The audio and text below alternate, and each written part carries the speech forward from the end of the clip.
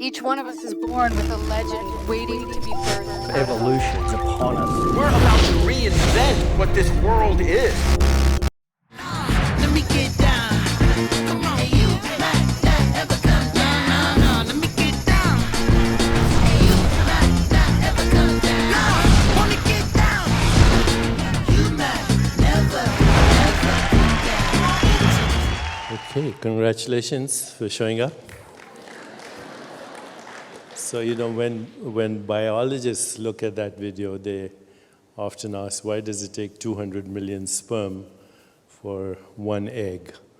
And that's something no one knows, other than it has been suggested that guys don't like to stop for directions. And they're always in a hurry. So one of them makes it, and here you are. At the moment of conception, there are 23,000 genes, half from your mother, the other from your father, half from your father. A gene is a stretch of DNA that codes for a unit of life, a unit of heredity, stretch of DNA. So DNA, think of DNA, which stands for deoxyribonucleic acid, as the letters of life, and genes as the words of life. And there are only 4 letters that make up DNA: adenine, guanine, cytosine, thymine, in short, A, T, C, and G. So all of life, 4 letters. The English language has, 26 letters. It takes that many for me to speak to you. But life, only 4 letters. All of life. 65% of your genes are the same as a banana. About 70% of your genes are the same as a fruit fly. 80% of your genes are the same as a mouse. And almost 99% of the genes that you have right now in your body are the same as a monkey. So very little difference in the genes from a primate to a human being. The actual elements that go into making the letters and the words mostly are carbon, hydrogen, oxygen, nitrogen. And then that makes up about 96% of all the elements in your body. 2% more, phosphorus and sulfur and calcium. And the rest of the elements come from the remainder of the periodic table. And where did these elements come from? These elements were made in the crucible of burning stars as supernova exhausted their thermonuclear energy and burnt themselves up into the heat death of absolute zero. So the carbon in your fingernails, the oxygen going to your brain right now, so you can listen to this lecture, they could have come from different galaxies. As of now, it is believed there are 2 trillion galaxies. 2 trillion galaxies in the universe, which means there are uncountable billions of stars. The Milky Way galaxy has 100 billion stars.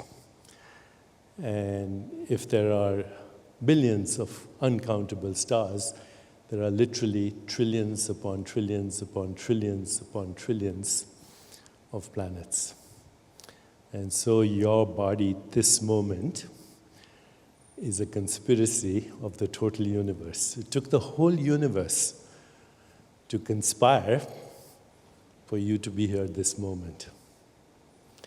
During those 9 months of gestation, your body, as it's being manufactured in your mother's womb, it remembers not only the history of the universe, but it remembers the history of life on our planet. So the universe is about 13.8 billion years old, according to modern science.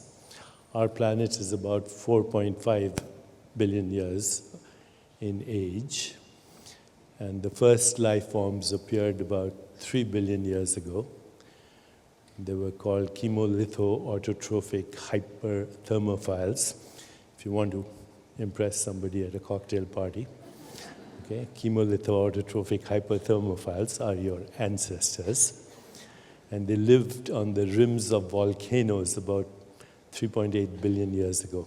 And since then, there has been a continuity of life without one single unbroken episode in that chain of life. So who are you? Next time somebody asks you, who are you? Please don't say I'm Jennifer or David. You're a stardust being, literally, that is wondering at this moment how you came to be. You are the universe looking at itself through a human nervous system. And the only response to this should be astonishment. So people ask me, what does it mean to be spiritual? And the answer is astonished. If you're not bewildered or astonished by your existence, then you've taken everything for granted. But if you are astonished and bewildered, you know, Rumi, the great Sufi poet, he said, exchange your cleverness for bewilderment. And when you're totally astonished, you'll also be grateful. And when you're grateful, you will be able to do great and wondrous things, not only for yourself, but for all of life. As the baby comes out of the birth canal, if that's a normal delivery, which we saw, then it inhales, it is covered by, and it swallows the vaginal secretions of its mother. And this is the second genome that is implanted into your body. It's called the microbiome. So you have 23,000 genes from your parents, but you have 2.2 million genes from the bacteria of Mother Earth, from the ecosystem of the planet.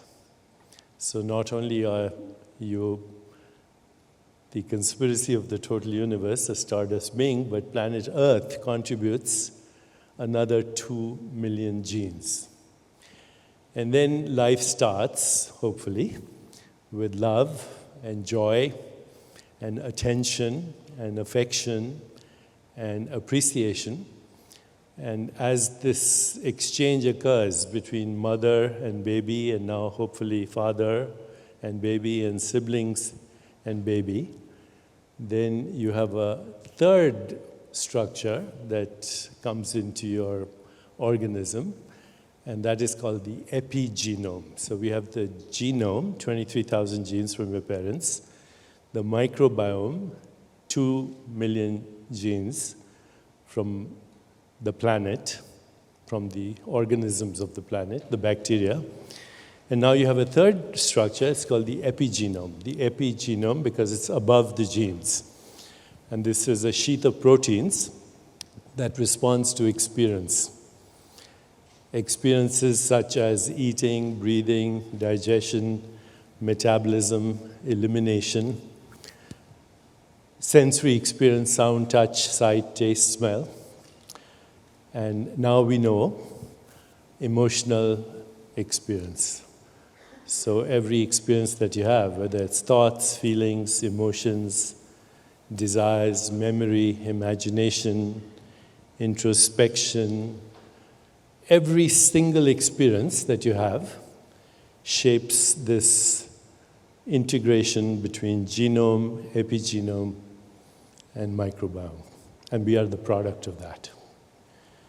So our biology, this biology, which began with those 4 letters of life, with the elements that come from the total universe, from different galaxies, now this biology right now is an activity that is sustained by the integration of genome, epigenome, and microbiome. You must think of your body now not as a thing, because there is no such thing as a physical body. The physical body is an activity that is the expression of experience. Eating, breathing, digestion, metabolism, elimination, sensory experience, thoughts, feelings, imagination, creativity, vision, all these things continually recycle the molecules and atoms of your body. So the physical body that you're using right now to listen to my talk is not the one that you walked in with a little while ago. With even one breath that you breathe in 10 to the power of 22 atoms from the universe. That's a lot of stuff. 10 followed by 22 zeros. With every breath that you breathe out 10 to the power of 22 atoms as well. So at this moment, you're literally breathing out bits and pieces of your heart and kidney and brain tissue. And technically speaking, we're all intimately sharing our organs with each other right this moment. The great American poet Walt Whitman said, "Every atom that belongs to you belongs to me as well." You do not own your body, because you have to share it with all life forms on this planet every day. Right this moment, there are 1 million atoms in your body that were once in the body of Christ, or Buddha, or Michelangelo. Just the last 3 weeks, a quadrillion atoms have gone through your body that have gone through the body of every other living species on this planet. And in 1 year, you have recycled your entire body almost to the last atom. So this is my year 2017 model. And the last time I came to Los Angeles, I brought the same suitcase, but not the same body. What I want to impress upon you is one of the greatest teachings of wisdom traditions is that all our suffering comes from the hallucination of the separate self that does not exist. Who you are in body, in mind, because even your thoughts are recycled information, your emotions, everything that you say, I am, is also you and me and everybody else on this planet. So when the great teacher of Eastern wisdom traditions, Buddha, identified the causes of human suffering, he said, human suffering occurs because we do not know who we are. It occurs because we are addicted to transient, ephemeral experience that comes and goes in the twinkling of an eye. It comes because we are afraid of impermanence of this physical form. And it comes because we are afraid of death.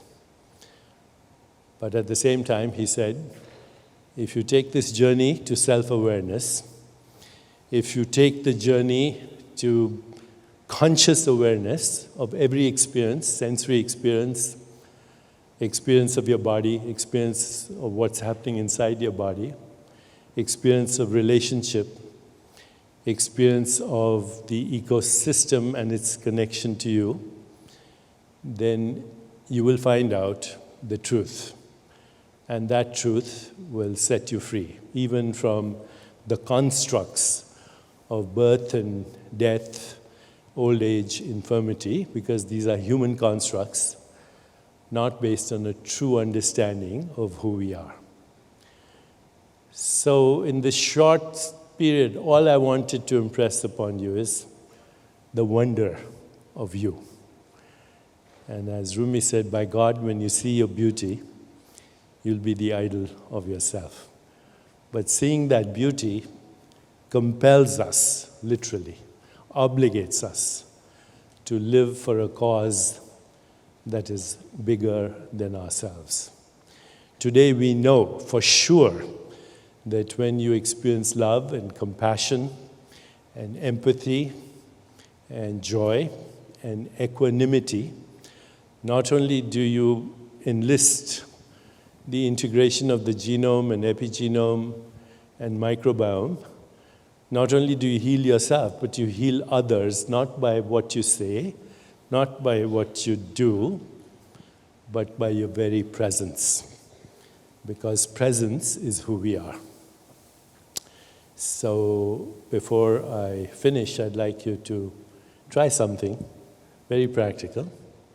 As you're listening to me right now, just turn your attention to that which is listening.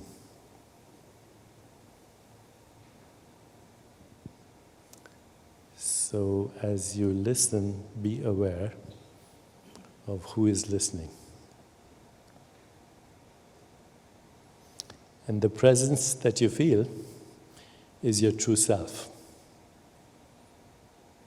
It's not your mind, it's not your body, it's the awareness, the consciousness, in which the mind and body and this whole universe are arising and subsiding in an eternal now. So I'll finish with a very short exercise which I hope will help you in the future. It comes from the non-dual teachings of great masters. I'm going to ask you a question and please say yes. Agreed? Are you aware? A little more enthusiasm, please. Are you aware? Yes. Okay, now I'm going to ask you the same question, but don't answer it till I raise my hand. Are you aware?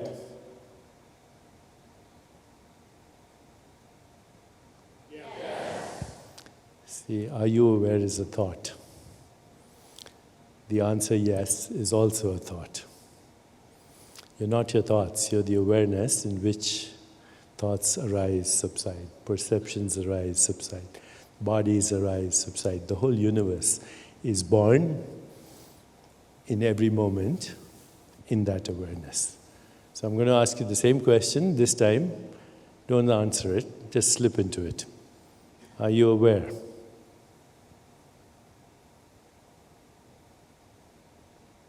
Thank you.